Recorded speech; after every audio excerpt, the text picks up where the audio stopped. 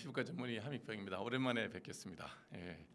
선거 기간 중에 있었던 여러 가지 에피소드들이 있어서 잠시 방송을 접고 있었고요. 이제 모든 게 다 정리됐으니까 여러분들과 함께 차분하게 지나간 시간들 한번 되돌아보는 시간을 갖도록 하겠습니다.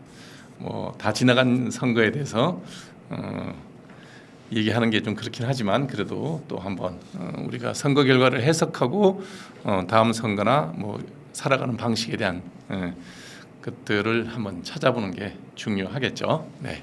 그래서 오늘은 첫 번째 지난 20대 대선과 이번 21대 대선의 결과를 한번 비교해 보겠습니다. 여러분들은 많이 여러 가지 언론에서 이미 다 접해서 아시겠지만 저는 조금 다른 방식으로 이번 선거를 한번 해석해 볼까 하는 생각을 하고 있습니다.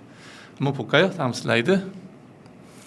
자, 지난 20대 대선 결과를 볼 것 같으면 윤석열 후보가 48.56%, 이재명 후보가 47.83%에서 0.75% 차이로 74%인가요? 그 차이로 아마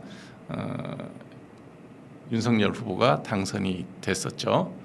그때 다들 잊어버리셨겠지만 정의당의 심상정 후보가 2.37%를 얻었을 거예요.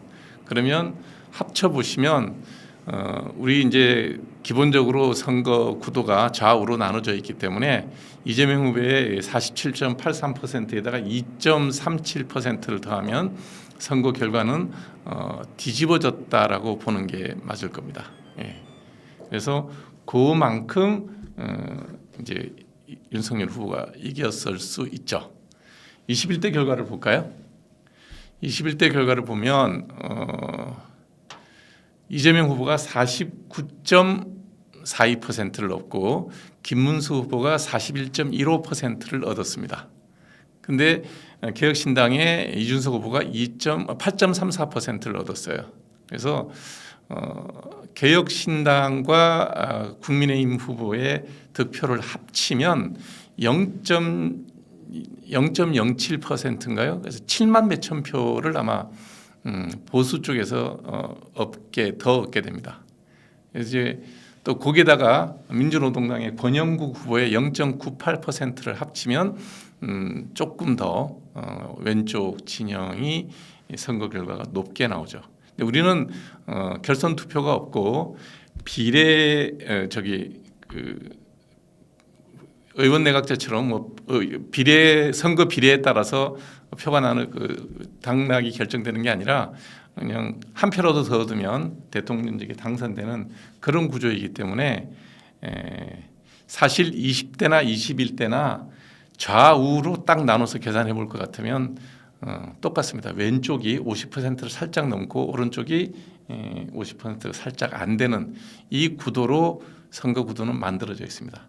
실제로 21대 선거라는 것은 현직 대통령이 불법적인 계엄과 그로 인해서 탄핵이 된 상태에서 선거가 치러졌음에도 불구하고 지난번 20대 총선 대선 결과와 비교해 보면 득표율에 별 차이가 없다.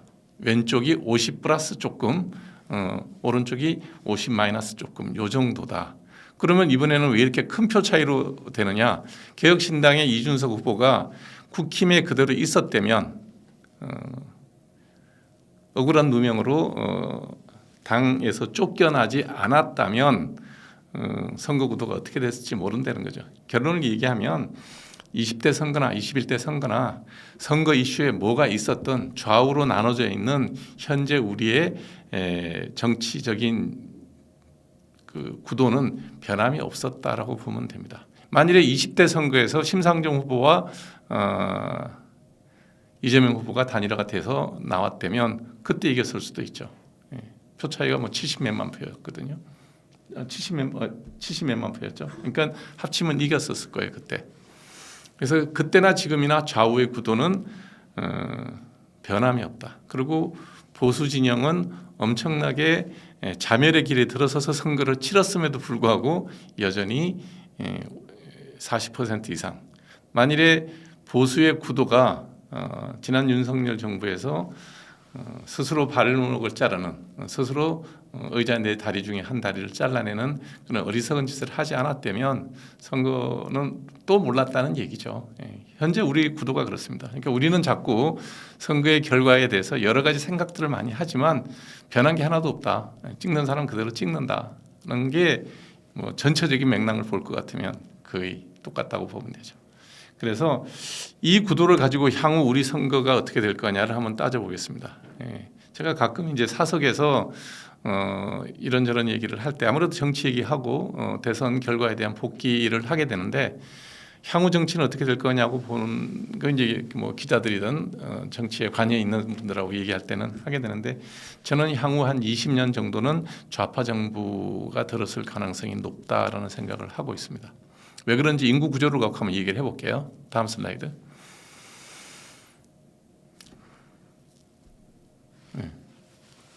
자, 2020년, 2025년, 2030년 우리나라 인구 구조도를 한번 보겠습니다. 현재 우리 이제 총 인구가 5,200만 정도 되죠. 근데 이제 본격적으로 인구 감소로 들어가기 시작할 겁니다. 우리가 이제 인구 감소로 들어가게 되면 조금씩 줄어갑니다. 20년 뒤에 인구가 5,019만으로 줄게 되죠. 그래서 이 20년 동안 인구 구조는 어떻게 되느냐 구조들을 한번 보겠습니다. 다음. 신생아 수는 계속 줄고 사망자 수는 좀 늘어서 이제 줄게 되죠. 2040년까지 인구는 매년 뭐 한 20-30만씩 줄어 나간다라고 보시면 될 겁니다. 다음. 인구 구조 이게 중요합니다. 보시면 인구 구조에서 현재 2020년도에 15세에서 64세까지 요게 이제 경제 활동 인구고 전체 인구의 72%를 차지하고 65세 이상이 15%를 차지하고 있습니다.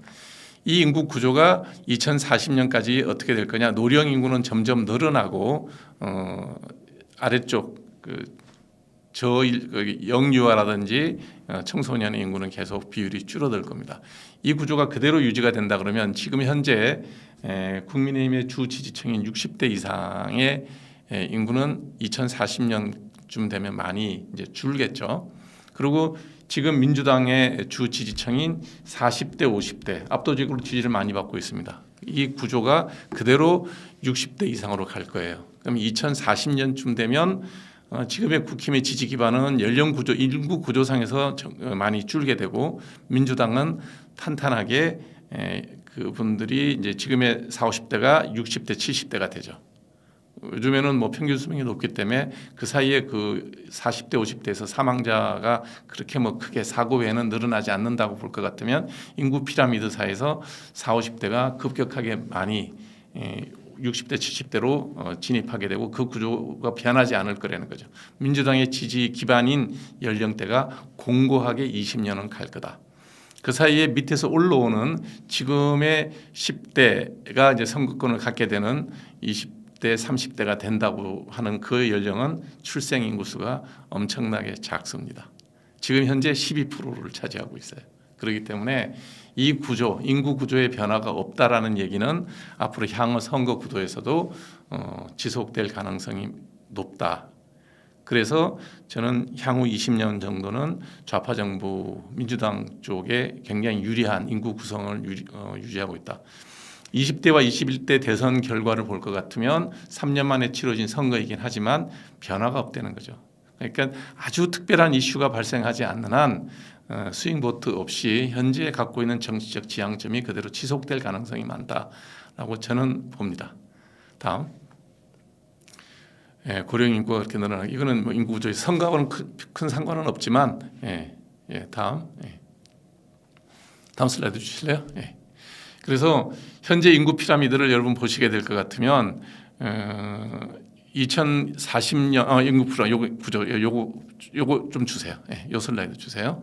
2020년의 인구 구조도에서 60세 이상이 지금 국힘의 그 주 지지 기반인데 그 인구가 쭉 빠져나갈 거고 그 자리는 지금 민주당 주 지지층들이 다 올라갈 거라는 거예요. 그 예상된 피라미드 2070년 구조인데 2040년 구조도 쭉 변해갈 겁니다. 그 과정 중에 과연 그러면 우파라고 할 수 있는 개혁신당이나 국힘이 다시 합쳐질 수 있는 개연성이 있느냐, 가능성이 있느냐, 그 점에 대해서는 상당히 회의적이죠. 그렇기 때문에 향후 20년 동안은 정치 지형이 굉장히 민주당한테 유리한 상황으로, 좌파 진영에 유리한 상황으로 갈 가능성이 많다. 그리고 우파 진영은 특단의 어떤 정치적 변화의 동인을 찾아내지 못한다면 우리나라 선거는 대통령 선거에는 결선 투표 없는 다수당, 그다음에 국회의원 선거에서도 50% 지지가 필요 없는 1등 하면 당선되는 구조예요. 그러면 전체 지역구의 한 50% 정도가 수도권에 몰려 있는데, 수도권 선거에서 지금의 국민의힘과 개혁신당이 나누어져 있는 상황 하에서, 그리고 이번에 8.5% 정도의 개혁신당의 지지표가 무너질 거냐?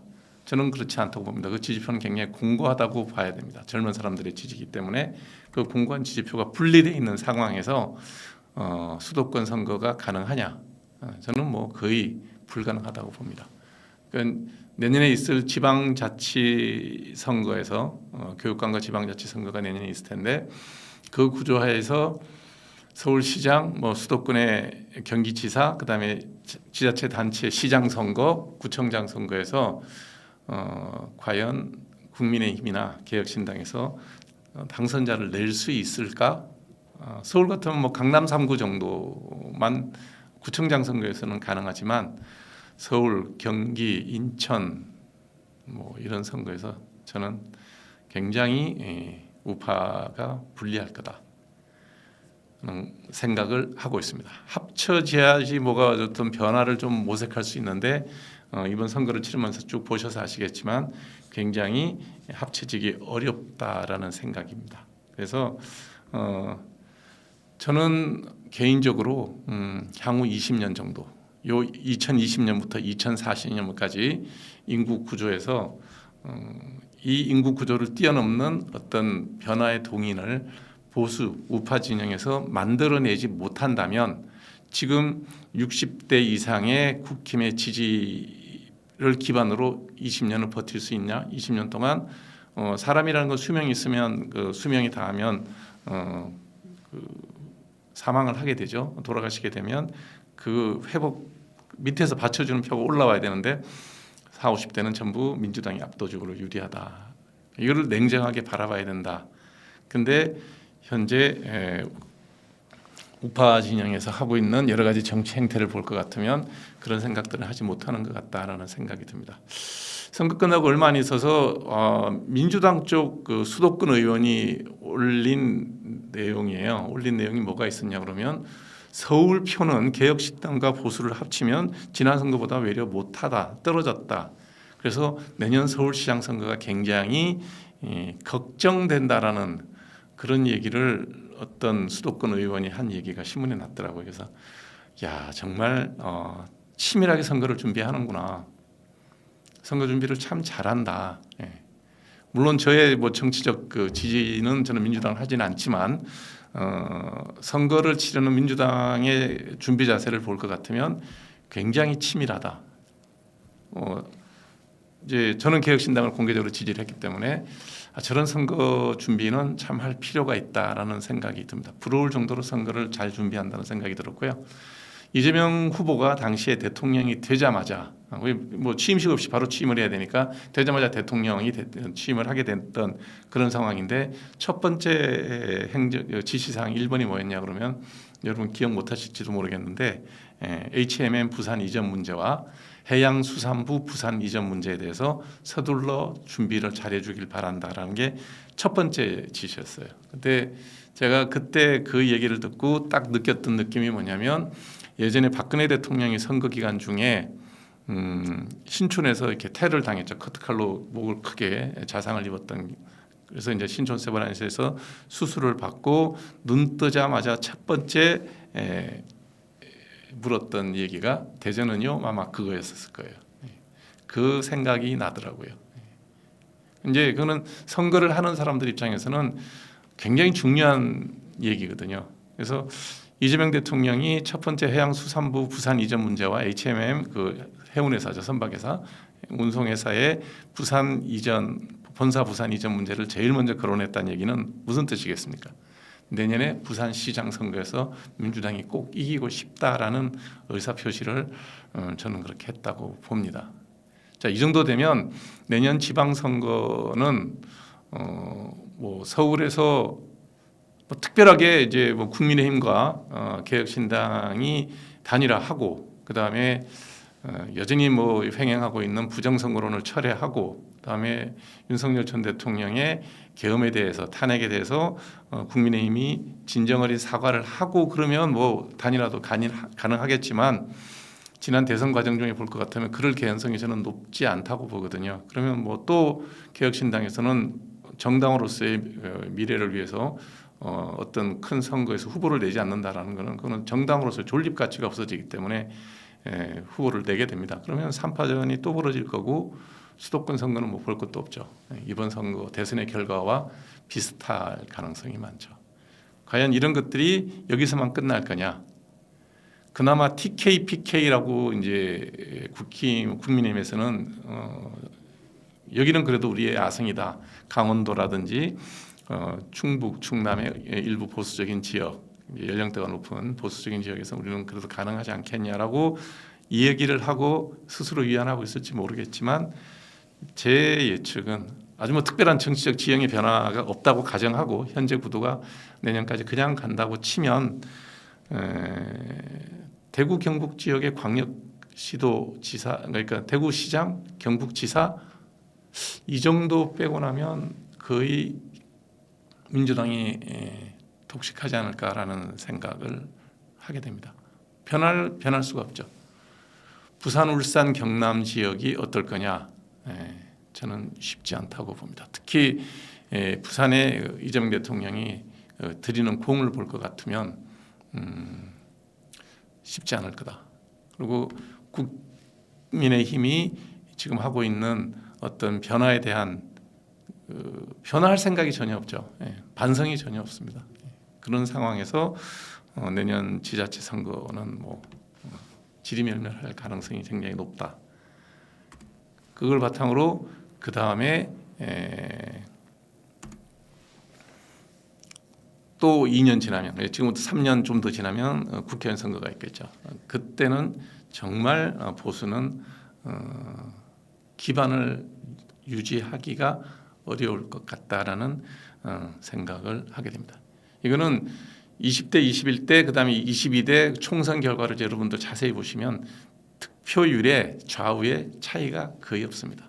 다만 선거는 구도 싸움이었고 그 구도 싸움에서 지난 국민의힘 집권 기간, 윤석열 정부 기간 중에 했던 지금의 개혁신당을 지지했던 그 세력 이번에 정확하게 이제 숫자로 증명이 됐죠. 8.5%의 그 지지 세력을 스스로 자기 의자를 톱질해서 의자의 한쪽을 잘라내는 다리 한쪽을 잘라내는 어리석은 선택의 결과였고 그 다리를 다시 붙여서 봉합할 수 있는 방법이 있느냐에 대한 생각을 하지 않는다면 향후 20년 동안은 이 구도에서 변하기가 어렵다라는 것이 제 개인적인 생각입니다. 그래서 저는 뭐 이재명 정부가 출범한 지 지금 거의 한 3주쯤 되고 있나요? 하고 있는데 생각했던 것보다는 굉장히 중도적으로 안정적으로 전국을 이끌어간다라는 생각을 했고요. 제일 걱정했던 건 외교 문제였는데 일본과의 관계를 이 정도로 설정해서 갈 것 같으면 크게 외교적인 문제는 걱정할 필요 없겠다라는 생각이 들 정도로 깔끔하게 잘 하고 있다라는 생각을 합니다. 아마 중도에서 우파적인 성향을 띠고 있는 제가 제 정치 성향을 스스로 매긴다 그러면 중도 오른쪽 이렇게 스스로를 포지셔닝 할 수가 있는데 대통령 취임 후 지금까지 6월 4일부터 6월 20일까지 그러니까 한 20일쯤 됐나요? 2, 3주 되는 그 시간 동안에 했던 여러 가지 정치적인 결정들을 볼 것 같으면 저는 뭐 평균 한 90점 정도의 점수를 줄 수 있을 만큼 잘하고 있다라는 생각이 듭니다. 특히 외교 문제에 대해서 걱정했던 것들이 굉장히 안정적으로 유지되는 것 같아서 다행이다. 특히 대일 관계가 안정적으로 유지되는 것은 잘한다라는 생각을 하지 않을 수가 없습니다. 다만 이제 불편한 내각인 상태에서 전 정부의 강요들을 데리고 국무회의를 하면서 현재 이제 본인의 임기를 시작했는데도 불구하고 큰 소리 나지 않게 잘 이끌어가는 걸 보면 정치적 역량이 걱정했던 것보다 편향적이지 않고 잘하고 있다라는 생각을 합니다. 누가 대통령이 됐든 그 대통령이 성공적인 대통령이 되는 게 대한민국의 이익이 되기 때문에 저는 이재명 정부의 성공을 바라고 있습니다. 보수는 그게 대해서 좀 더 나은 어떤 대안을 모색하고 그 대안을 가지고 이제 우리에게 표를 달라 이런 얘기를 해야 되는데 현재는 뭐 거의 패배에 대한 자기 반성이 없는 걸로 봐서는 힘들지 않을까. 그리고 이런 구도가 향후 20년 이상, 20년 정도는 그러니까 국회의원 선거 한 4번, 5번, 대선 2-3번 정도는 반복되지 않을까라는 생각이 듭니다. 거기에 맞춰서 이제 일반 우리 유권자나 시민들의 경우에는 제 주변 분들 중에 이런 분들이 있어요. 자기는 뉴스 안 본다. 저는 뉴스는 열심히 봅니다. 어찌됐든 봐야 세상의 변화를 알 수가 있고 잘하는지 못하는지 이런 거를 이제 평가도 할 수 있고 또 제 개인의 삶도 변화된 그 환경에 맞춰서 살아가야 되겠죠. 그렇기 때문에 봐야 된다. 그리고 변화를 받아들일 줄 알아야 된다. 그러니까 계절이 뭐 여름에서 가을이 됐든 아니 봄에서 여름이 됐든 그러면 옷도 갈아입고 준비를 해야지. 나는 봄이 좋아, 여름 되는 거 싫어. 나는 여름이 좋아, 가을 되는 거 싫어. 뭐 이런 거는 아니죠. 그래서 특히 이제 기업을 경영하는 분들의 경우에는 보면 대비를 빨리 하는 것 같은데 오늘 경우에도 벌써 이제 그 주 4.5일제가 노동부 고용노동부에서 보고를 하더라고요. 이제 국정기획위원회인가요? 맞죠? 국정기획위원회. 원래 그게 정권인수위원회가 있어야 되는데 이게 대선이 갑자기 벌어졌기 때문에 아마 국정인수위원회라는 것을 만들어서 거기에 각 부처들이 이제 보고를 하는 것 같은데 고용노동부에서 4.5일제를 얘기를 하고 포괄임금제에 대한 얘기를 하고 전부 여러 번 방송할 때도 여러 번 제가 얘기를 했지만 그런 문제에 대해서 긍정적으로 준비를 해 나가겠다라는 얘기를 하는 것을 보고 이게 실현되겠구나라는 생각이 듭니다. 저는 뭐 기본적으로 노동법에 대해서 이렇게 시시콜콜 규제가 많은 것에 대해서는 반대합니다. 그것이 왜 나는 반대하고 그러면 안 된다는 얘기를 했던 거는 뭐 지난 시간에 쭉 방송을 했는데 그 내용을 보시면 뭐 찬성도 있고 반대도 있고 여러 의견들은 있겠지만 저는 국가 경쟁력이나 기업의 경쟁력에 심대한 피해를 줄 수 있다라고 생각하기 때문에 그러지 않았으면 좋겠다라는 말씀을 드린 거죠. 근데 고용노동부에서 이제 그런 걸 준비하겠다 그랬고 그러면 이제 결국은 대통령과 새로 임명될 장관들로 구성될 국무회의에서 결정이 되겠죠. 그거는 이제 뭐 이재명 대통령과 새 정부의 강요들이 결정할 사항이긴 하지만 저는 기본적으로 그거는 우리 기업에 너무 큰 부담을 줄 수 있으니 반대다라는 말씀을 드리고 싶네요. 그리고 이게 꼭 말꼬리 잡는 것 같은데 국정기획위원회에서 새로 국정기획위원회 위원장 되신 분이 성함을 또 잊어버렸는데 그분이 했던 얘기에서 주 52시간제에 대해서 문제가 있다. 주 4.5일제에 대해서 문제가 있다는 것을 본인 입으로 스스로 얘기했어요. 국정기획위원회가 물론 뭐 한 2달 정도, 60일 정도 한시적으로 운영되는 조직이긴 하지만 국가기관입니다. 국가기관으로 60일 아마 운영을 하게 될 텐데 뭐라 그랬냐면 기획위원들 보고를 받고 이제 기획을 해야 되는 위원들에게 뭐라고 얘기했냐면 그냥 워딩 그대로 제가 얘기를 할게요. 여러분들은 월화수목금금금 일을 하셔야 됩니다라고 얘기를 했어요. 월화수목금금금 하루에 뭐 8시간 정도 일한다고 치면 7, 8이 56, 주 52시간제 위반입니다.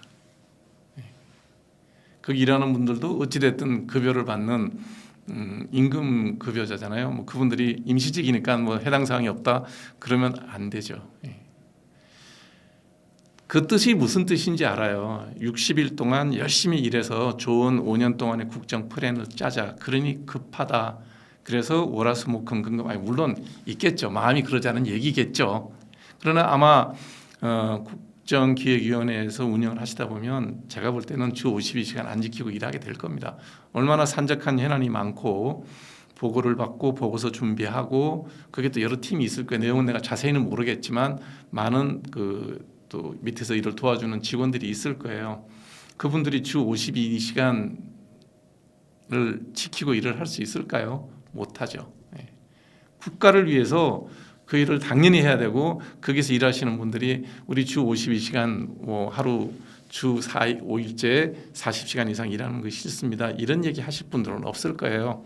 책임감을 가지고 일을 하니까 당연히 해야 될 일이고 또 국민들도 그러길 바랄 거예요. 그러면 대한민국에 기업을 하는 사람들은 그 마음이 없을까요?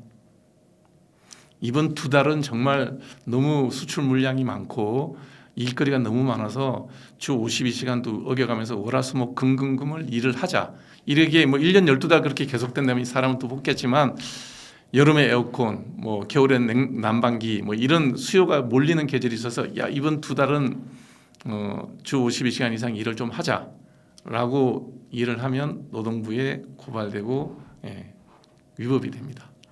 그러면 국정기획위원회는 해도 되고 국가를 위해서 해야 되죠. 그러면 기업을 운영하는 사람이 기업을 위해서 하자 그러면 그거는 안 됩니까? 그러니까 상황이 바뀌면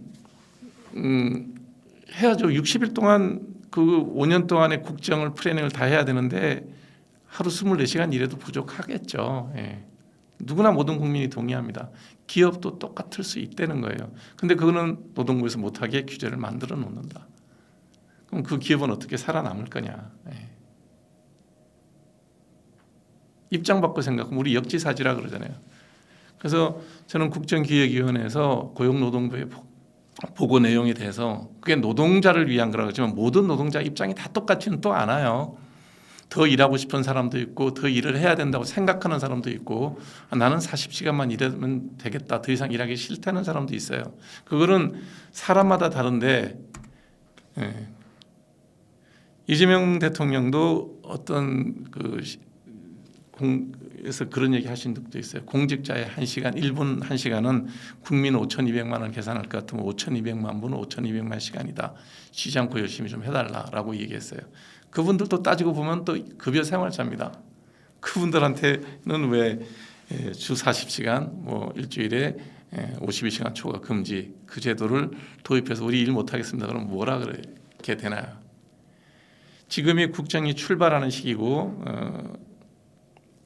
정부 인수에 정권 인수도 못하고 바로 출범을 하니까 마음이 급하고 열심히 하고 싶은 얘기를 한 겁니다. 기업의 사장도 그럴 마음이 있는 거고 기업의 고위 임원들도 그런 생각이 있는 거는 똑같죠. 그러면 그 사람들이 그렇게 좀 더 일을 하자고 얘기하는 것도 이해해주고 그래서 무리하게 노동 정책에 대해서 시시콜콜 그렇게 얘기를 하게 되면 기업이 운영하기 힘들다. 하는 생각이 제 생각입니다. 그래서 가급적이면